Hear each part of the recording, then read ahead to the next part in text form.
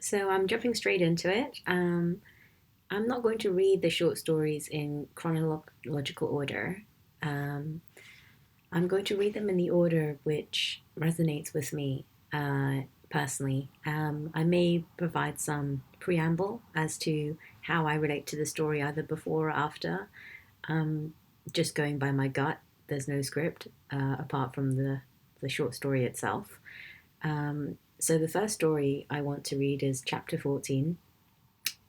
It's titled Why It's So Hard to Get Over a Cheetah.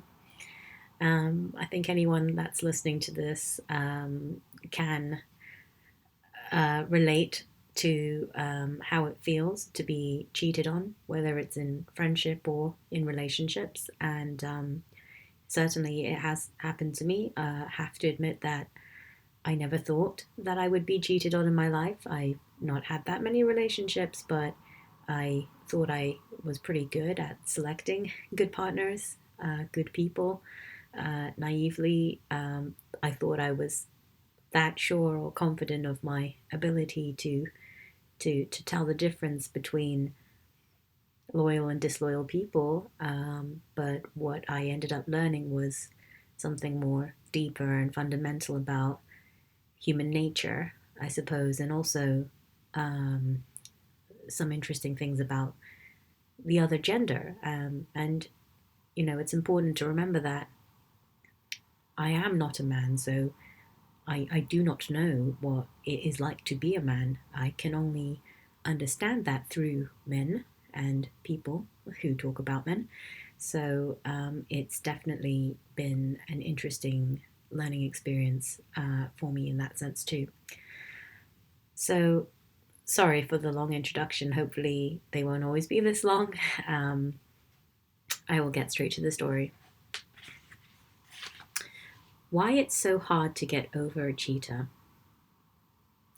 It is hard to get over a cheetah because when you leave the relationship, there are two people you must mourn.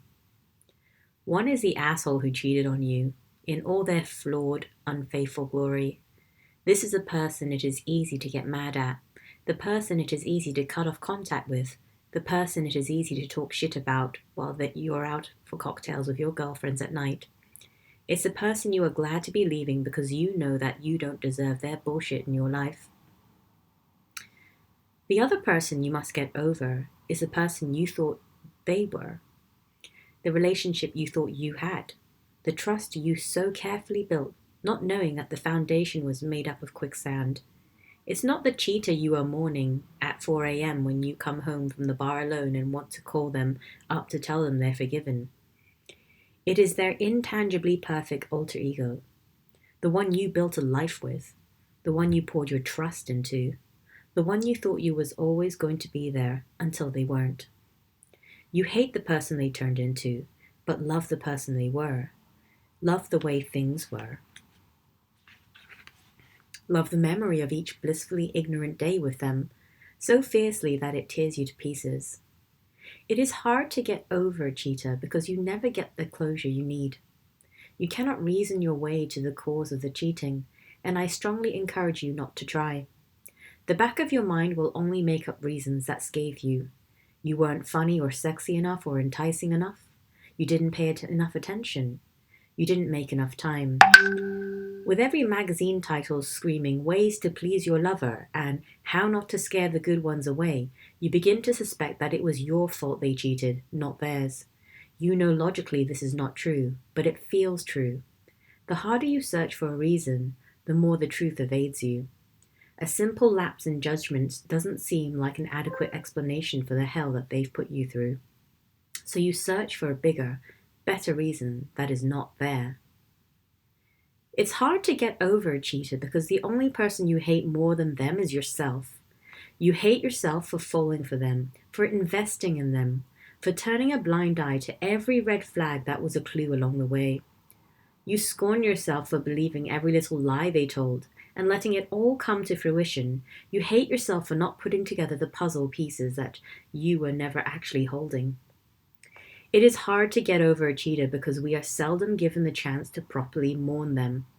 We are encouraged to feel every scathing emotion we can muster toward our unfaithful lovers, but we're told that we cannot still love them, cannot miss them, cannot mourn the loss of that love because we should be too angry to feel sadness. We are not given the chance to go through the regular process of grieving somebody who was once a major part of our lives. And because we try to deny ourselves this process, we exemplify the pain. We feel ashamed for still loving them, ashamed for still needing to grieve, ashamed of not being ready to start over right away, even though we know we deserve so much better. Ashamed because it must make us weak to feel anything other than hatred. It is hard to get over a cheater because the real person we have to forgive at the end of the day is ourselves. We have to forgive ourselves for missing the signs that we couldn't possibly have seen, for losing a game we never signed up to play, for having a perfectly natural connection with a person who turned out to not be who they said they were. We don't want to accept that bad things can happen to us without precedence, that we can be fooled and treated unfairly and still end up the loser in the end. We want to believe in the eternal balance of the universe, which suggests that when we are in pain, we have done something wrong. It is hard to get over a cheater because it means accepting the bizarre notion that life can be unfair in the harshest sense of the word. It is hard to get over a cheater because a betrayal of trust turns your world upside down. And the only way to flip it right upside up again is to give ourselves permission to work through it, to accept what happened, to mourn someone we hate, to grieve a relationship we walked away from, to work through every paradoxical situation we encounter until we come through on the other side, the side with a clean slate, the side where we don't just suspect that we deserve better, we know. And the side we are proud of ourselves for, never accepting any less. Thank you.